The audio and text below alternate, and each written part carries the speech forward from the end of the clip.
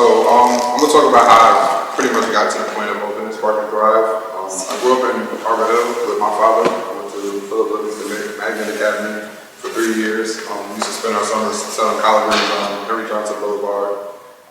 And when you're young, you don't think, picking greens and selling greens and running around the community and doing cookouts and stuff like that, you don't think of that as entrepreneurship. So when I got older and became one, I was like, this whole time my father's been teaching me entrepreneurial endeavors without saying, hey, this is what entrepreneurship is.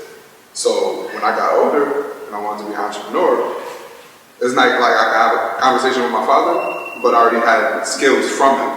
So being from the community and seeing the barn come to the area, when I had the opportunity to do things in here, I looked for what can I do in a community that will be sustainable, that I can continue to do.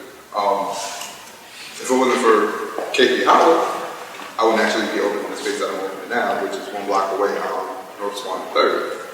So it's an 850 square foot boutique. I say boutique in the sense of intimate co-working space on the corner of North Swan 3rd.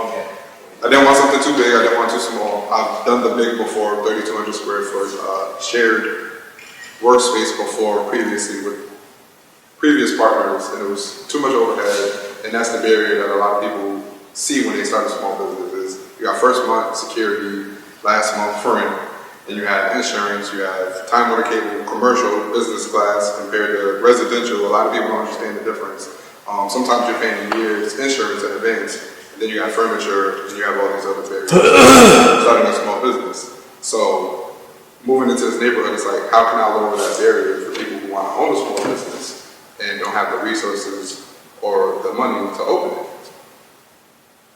So a little bit about me, 25, freelancer. I do business development with botanics here at Focus Brands. I'm an MBA candidate at SAGE for a 5-year program, and I am a 2016 fellow at New Witness Council. I'm the creative director at Flagship Ultra, which is pretty much the think tank that is creating Spark and Thrive to come to Arbor Hill.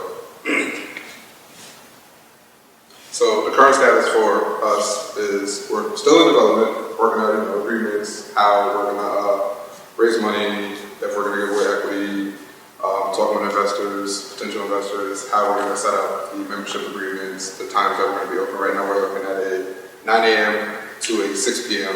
with the optional for people to stay longer, and if our insurance allows it, people to be in 24 hours, but it's a matter of security issues. 1 for the neighborhood and 2 for the space. So we're pre-launch, we're going to open until February, March. I get the keys today, sign the leasing the keys today. So as soon as I get the keys in the lease, I'll be in there doing the construction, doing the painting. I already have some in-kind donations of furniture and equipment. Liberty Texas is going to provide a bunch of printers, TVs, fax machines, so on and so on. And we're, pre-revenue, obviously. We've had interest, about 10 people are interested in full-time or part-time membership that ranges anywhere from drop-ins of $25 a day to a whole month, which is $225. So currently I'm trying to raise $10,000 for pay the rent for the year, to acquire furniture, and to buy equipment. That way when I'm in the space we have everything so we can launch on time and be able to provide the amenities that people need in order to start. Like I said, the main problem with most people when they come into a space or try and move or start a business is they don't have the startup costs, and it's hard for them to get into a business because the barriers. When I first started a business, nobody educated me on what I needed in order to start a business. So when I first started, I failed. And I say that proudly because if I didn't fail, I wouldn't be where I'm at now. I wouldn't know what I know now, and I wouldn't be able to teach people, okay, you need the DBA, DIN, you need to go through all of these permits and fees before you even get to the point where you think. The first time I opened a business, I said, okay, I signed the lease. I moved in the building. Odie was like, no, that's not how you do it.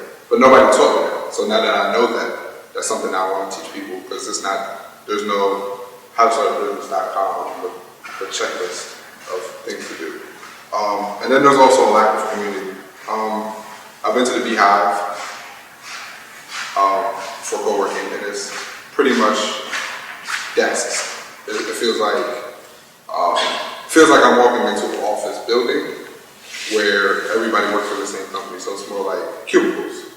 And then there's a lack of programming there that's going to teach you how to start a business at a scale. There's no accelerator, there's no programming, there's no after hours community, nothing to do. And then the only other co-working space in I don't want to say capital region, but Albany, Schenectady, Troy is yet to come, and that's Troy Garage, which won't open until next year. And I'm already talking with them about developing a pipeline where somebody will start at Spark and Thrive, and then when they grow out of 3 people, 4 people, move into Troy Factory or Troy Garage. Then we have the isolation piece. I've, as a freelancer, been home sometimes, and there's no inspiration. There's nobody to talk to, nobody to bounce off ideas. I need somebody to say, that's a horrible idea, tear off the wall. I need to erase stuff. So it's like in a creative think tank, the environment that I'm in is like I need to be able to argue with people about the ideas that I have or they have, and agree and disagree. And that's pretty much how we got to the point of developing Spark and Thrive. There's a lot of arguments and yes, no, 32 logos. You're like, oh, that one is nice. No, that's not even the one. And then resources. I really want to partner with the city and the government and people like Bruce to come in and create resources for the community to come in and start a business or teach people how to own homes in a community or own a business so that when they grow out of the area, they stay in Arbor Hill. Because I want to bring a lot of attention to Arbor Hill because it's underdeveloped and it's underutilized. And education on small business ownership and home ownership in the community. So our solutions to the problems that we have is, strengthen the Arbor Hill economy through the support and development of entrepreneurship, help promote Arbor Hill as a progressive community, deserving of attention and support. I figure I have no problem investing here if Albany Housing and private investors are willing to build the Albany Barn, invest in a park, and Metropolitan Baptist Church is willing to invest millions of dollars to expand the church. So that means people are willing to spend money in this neighborhood. Right down the street, Timber, most of the people, nobody rents in that neighborhood.